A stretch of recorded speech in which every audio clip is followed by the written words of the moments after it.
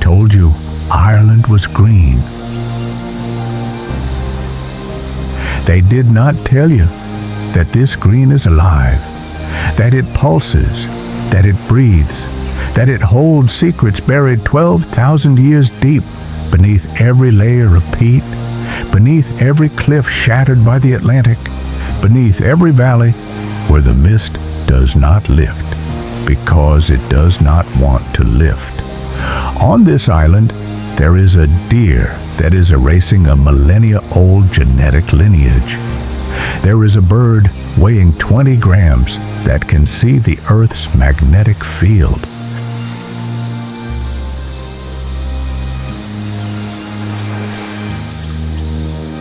There is an 8-meter shark that crosses the entire Atlantic without anyone knowing exactly how.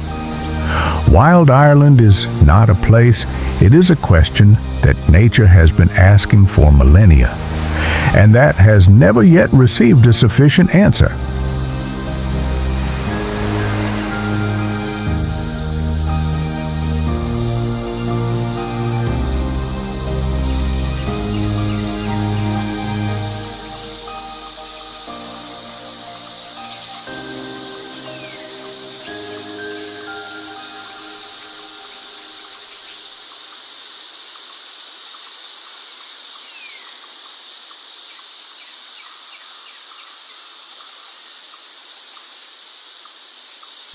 Positioned between the 51st and 55th parallels north, Ireland is an island of 48,000 square kilometers, bathed to the west by the North Atlantic and to the east by the Irish Sea.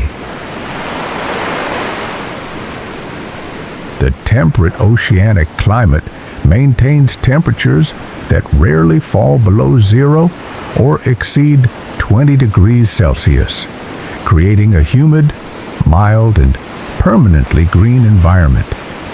Millennial peatlands cover the interior of the country like living sponges, while the rocky western coastlines, especially the counties of Clare, Galway, and Donegal, form one of the most productive coastal habitats in the Northern Hemisphere.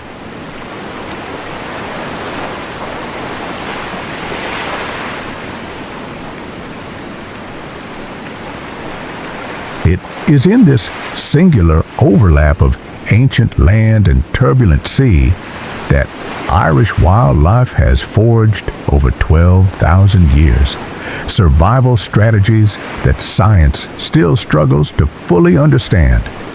The forest no longer exists, but its memory still pulses beneath every hill. The Sika deer, Cervus nippon, native to East Asia and introduced to Ireland in the 19th century, found in the open peatlands and oak forest fragments of County Wicklow, a territory so favorable that its population grew in a silent and irreversible way. Adult males carry antler formations that can reach 1.5 kilograms. Structures renewed completely each year. A monumental biological investment solely to win the right to reproduce. During the rutting season in October, the valleys of Wicklow fill with cavernous bellows that echo between the heather-covered hills like sounds from another continent, from another time entirely. What few understand is that this animal, by crossing with a native red deer, Cervus elephas, is silently erasing a genetic lineage that has existed in Ireland for more than 11,000 uninterrupted years.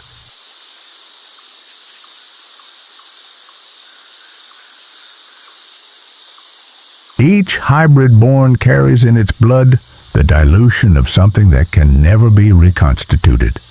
Each passing generation closes a door that has no key, and in the depths of the Irish earth, another silent erasure follows its own subterranean rhythm. Beneath the earth, an empire with millennia of history.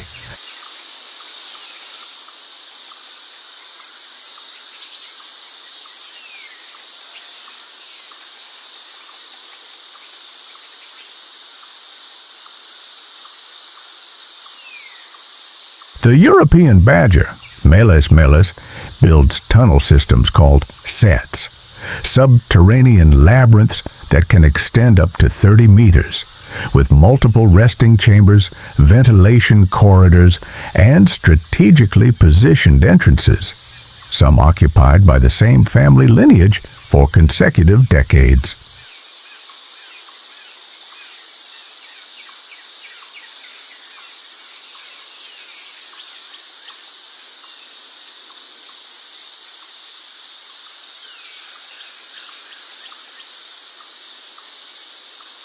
In Ireland, where human persecution has historically been less intense than in the rest of Europe, badger populations have reached densities among the highest in the world, with estimates pointing to more than 84,000 individuals across the entire national territory.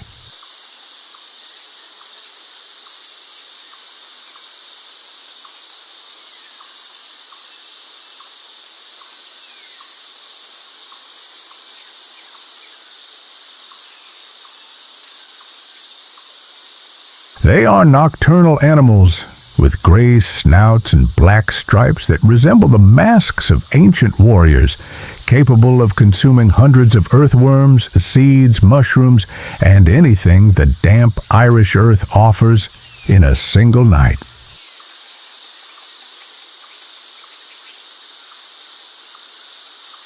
But it is their social cohesion that most surprises researchers.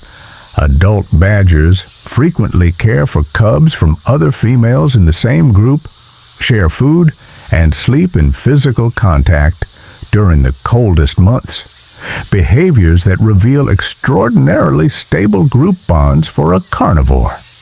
When spring arrives and the first cubs emerge to the surface for the very first time, something happens within these subterranean families that only the most patient cameras have managed to record. She was made to disappear, and she is truly disappearing. The Irish hare, Lepus timidus hibernicus, is an endemic subspecies found exclusively in Ireland, a creature shaped by 12,000 years of island isolation into something different from any other hare on the planet.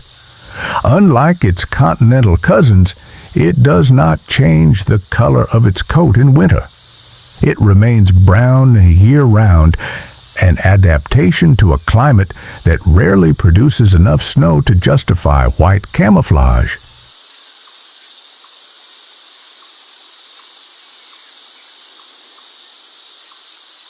With disproportionately long hind legs, it is capable of reaching approximately 56 kilometers per hour on open terrain, making it the fastest land animal on the island. During the month of March, Irish hares stage one of the most extraordinary spectacles of European fauna, the so-called March boxing matches, where females rise on their hind legs and repeatedly strike males that pester them.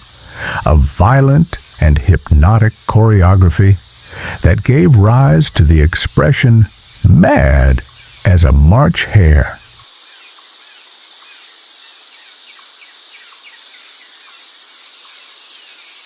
The population of this unique subspecies has suffered severe decline in recent decades, pressured by habitat loss and competition from the introduced European rabbit.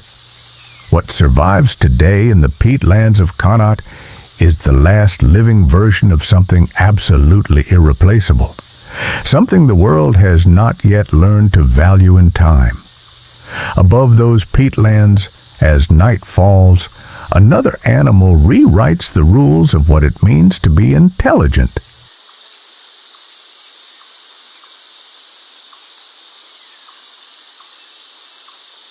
No animal dominates the Irish nocturnal imagination with the same authority as the red fox, Vulpes vulpes.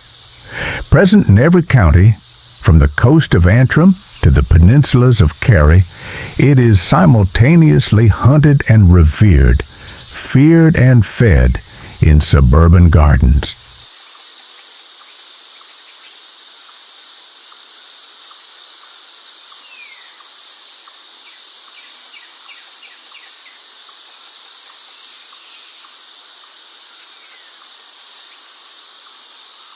What makes it extraordinary in Ireland is not only its ubiquity, but its capacity for adaptation.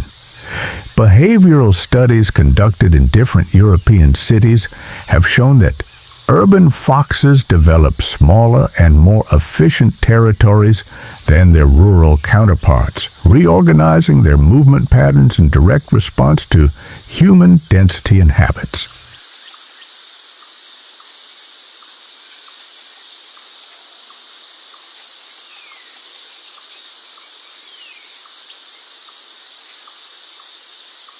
Adult females, known as vixens, produce up to 6 cubs per litter and guide the learning of each one with a surprisingly graduated structure. First presenting dead prey, then stunned prey, then live prey, a pedagogical process lasting months that guarantees each cub's independence before winter.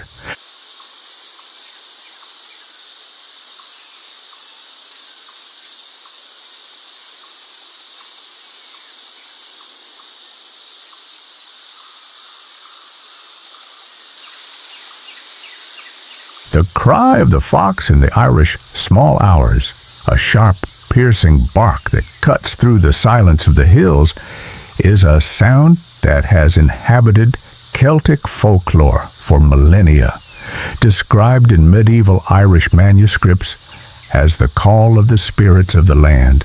Those who hear it for the first time in the dark never see this island the same way again. And on the cliffs that fall vertically into the Atlantic, a creature of improbable appearance performs feats that defy every expectation. There are places in the world where sky and sea blur together, where thousands of beings move in unison like a single thinking organism. The cliffs of Skellig Michael, more than 200 meters above the Atlantic, are one of those places. And it is here that the Atlantic puffin, Fratercula arctica, transforms stone into theater.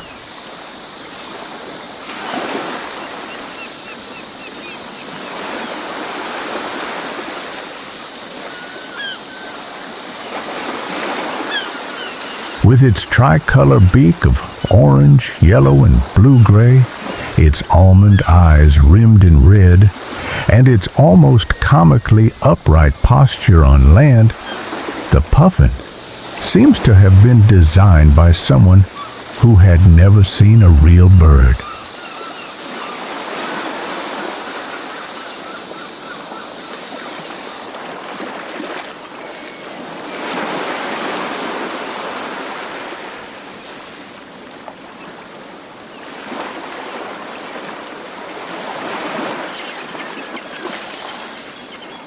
But in the air and in the water, all comedy vanishes.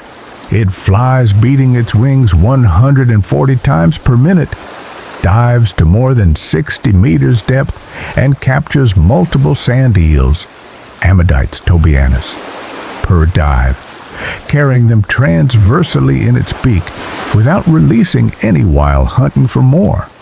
A biomechanical feat that continues to intrigue ornithologists.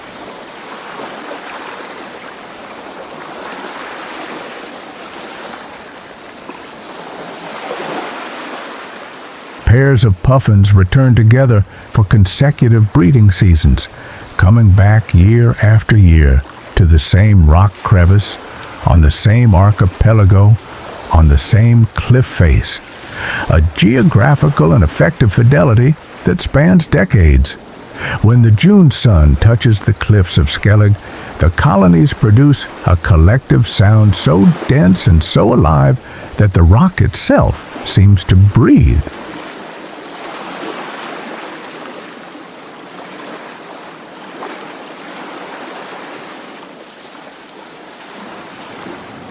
in the oak forests covering the inland valleys, a voice that sounds like water transforms silence into something entirely different. There is a voice in the Irish forest that sounds like water falling over stones, fluid, improvised, inexhaustible. It belongs to the song thrush, Turdus philomelos, a bird with a cream-colored breast spotted with brown that possesses one of the most complex vocal repertoires of any resident bird on the island.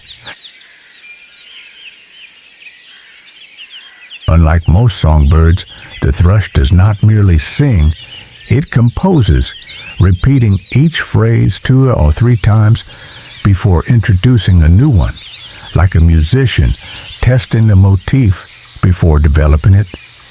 Bioacoustic studies have documented that individual males possess repertoires of around 100 distinct phrases, and that some of these motifs are culturally transmitted between generations, functioning as regional dialects that vary between different Irish populations.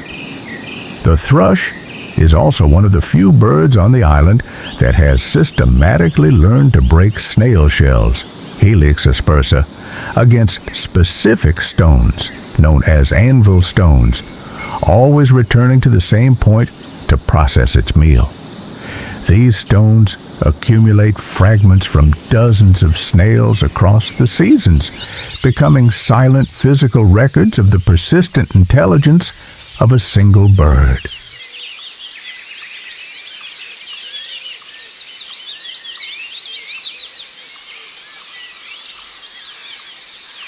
The Irish forest at dusk is, in large part, the living composition of this animal weighing less than 100 grams. And when night closes over the oaks, another even smaller creature takes center stage with an intensity that no size can explain. No bird in Western Europe is more recognizable or more underestimated.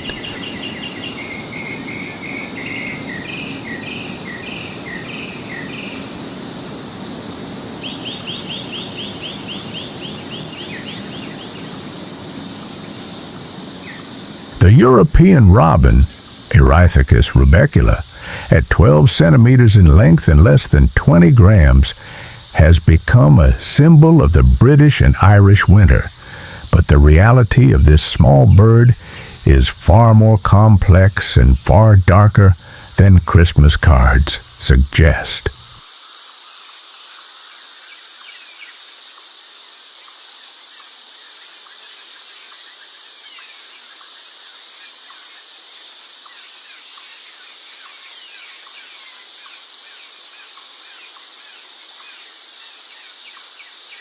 Robins are fiercely territorial.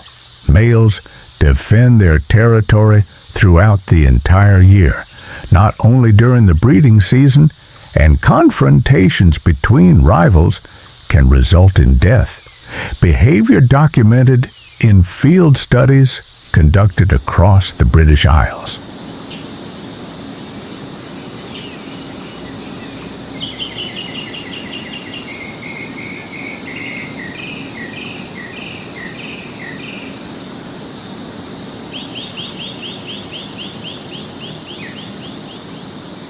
Its sensory capacity, however, is what truly sets this bird apart from almost anything else on the planet.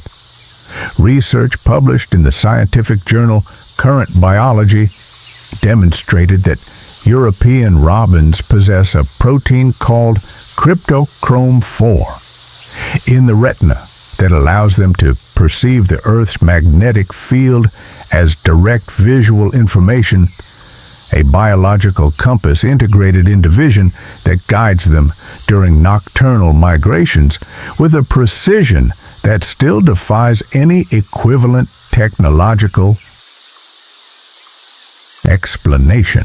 The robin that lands on the handle of an Irish gardener's spade in February is not being friendly. It is calculating. It is processing the world in a way no human being has ever directly experienced.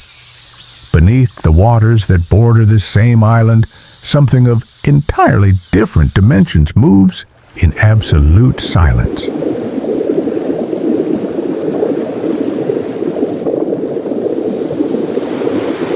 It can be between 6 and 8 meters in length, weigh up to 4 tons, and swim along the Irish coastline for entire months, and still pass completely unnoticed by those who do not know where to look. The basking shark, Cetiohynus maximus, is the second largest fish on the planet, surpassed only by the whale shark, Rhincodon typus. And the waters off Clare Island in County Mayo constitute one of the most important aggregation points for the species in the North Atlantic.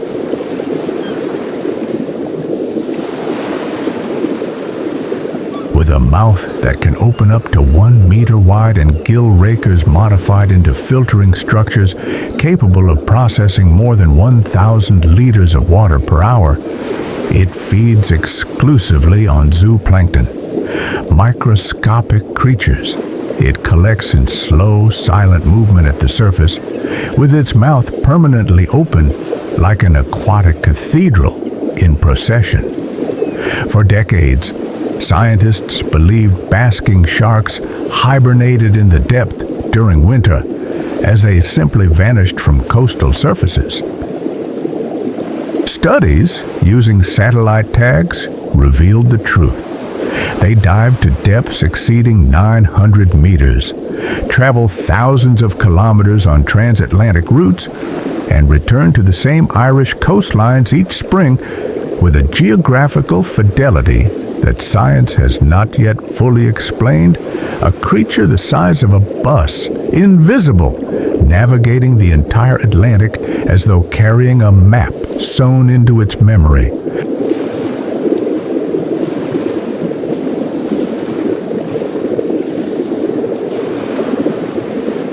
And when winter closes over the Irish Sea, another silent tragedy begins to write itself into the sand of the beaches. January on the west coast of Ireland has a specific color, a lead gray that presses down on the sea like a lid of lead. It is in this landscape of cold and wind that one of the most disturbing and least understood events in European marine fauna takes place. The seasonal peak of common dolphin, Delphinus delphis strandings. On the beaches of Kerry, Clare, and Connemara, dozens of bodies arrive at the shoreline between December and March. Animals that had been navigating in groups of hundreds of individuals, and that, for reasons science still debates with intensity, lose their orientation, enter shallow estuaries, and die stranded before any rescue is possible.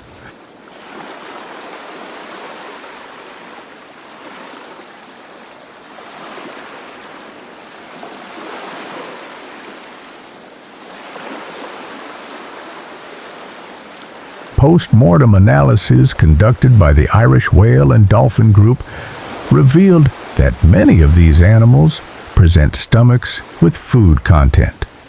They did not die of starvation. They present lungs with no evidence of acute respiratory disease. They were not clinically ill.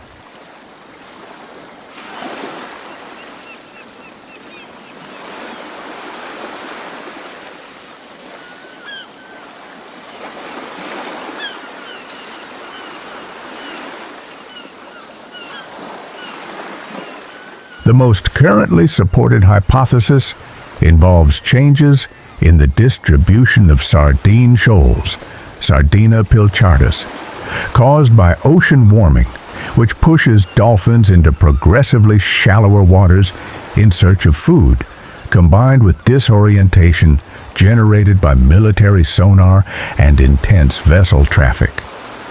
Each animal that strands can weigh more than 80 kilograms, possesses a brain with an encephalization quotient comparable to that of great apes, and can live up to 40 years. What arrives on the beach in January is not merely a dead animal. It is a question that Ireland does not yet know how to answer, and that the ocean, patiently and without mercy, continues to ask every single morning. You have just crossed an island, not the Ireland of postcards, not the Ireland of pub songs and photogenic hills. The real Ireland, the one that breathes beneath the earth in tunnels with decades of history, that pulses on the cliffs on wings beating 140 times per minute, that navigates the Atlantic in silence, carrying a map sewn into its memory. This Ireland does not appear in tourist guides. It appears only to those who decide to stop, look, and understand that every creature you witness today is the result of thousands of years of impossible adaptation, and that it can disappear in a single generation of human carelessness. The Sika deer is erasing a genetic lineage 11,000 years old. The Irish hare faces a decline that numbers can no longer soften. The common dolphin arrives dead on the beach of January while we debate hypotheses. And the basking shark, that 8-meter aquatic cathedral, navigates waters that are growing warmer, noisier, and increasingly hostile to its ancestral way of existing. Environmental preservation is not a distant topic, not a cause belonging to organizations with complicated acronyms, not a problem for governments to solve while you watch from the sidelines. It is the decision not to look away. It is the choice to share this video with someone who does not yet know these creatures exist. Because what is not known is not protected, and what is not protected simply ceases to exist. If this documentary changed the way you see Wild Ireland, then it has already done its part. Now it is your turn. Share, comment, hit the bell. Every view is a vote for the existence of these creatures. Marine Sanctuary exists so that they are never forgotten.